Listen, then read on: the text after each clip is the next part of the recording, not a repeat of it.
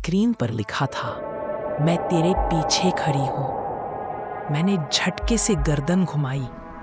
कोई नहीं था। कमरा पहले की तरह खाली था, लेकिन अब हवा में कुछ बदल गया था। कमरा ठंडा हो गया था, इतना ठंडा कि मेरी सांसें भाप बनकर बाहर आ रही थी। तभी एकदम चुप्पी टूटती है। पीछे से लकड़ी के फर्श पर किसी के नंगे पैरों की आवाज आने लगती है। टप टप टप। मैंने पीछे मुड़कर देखा, कोई दिखाई नहीं दिया, लेकिन फर्श पर गीले पैरों के निशान थे, बिल्कुल ताजा, और वो मेरी ही तरफ आ रहे थे। मैं धीरे धीरे पीछे हटने लगा, दीवार से टिक गया।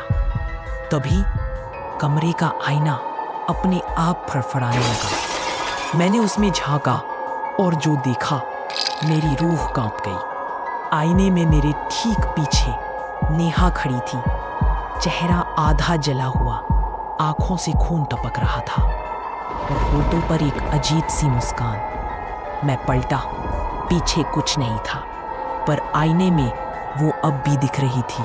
अगर तुमने मेरी बात नहीं मानी तो तुम भी मेरी तरह बन जाओगे।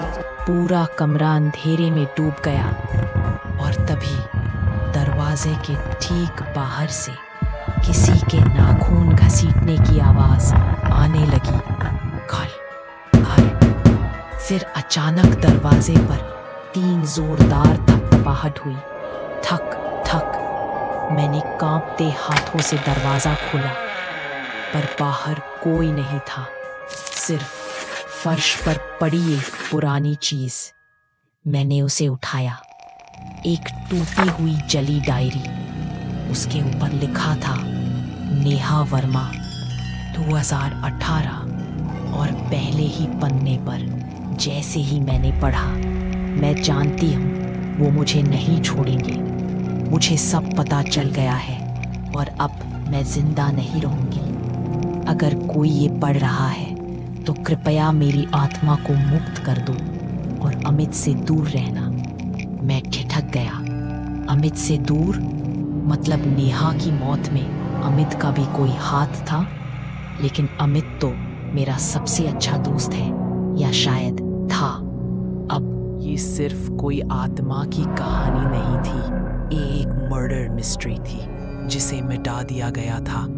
लेकिन अब नेहा की आत्मा उसे उजागर करने के लिए लौट आई थी।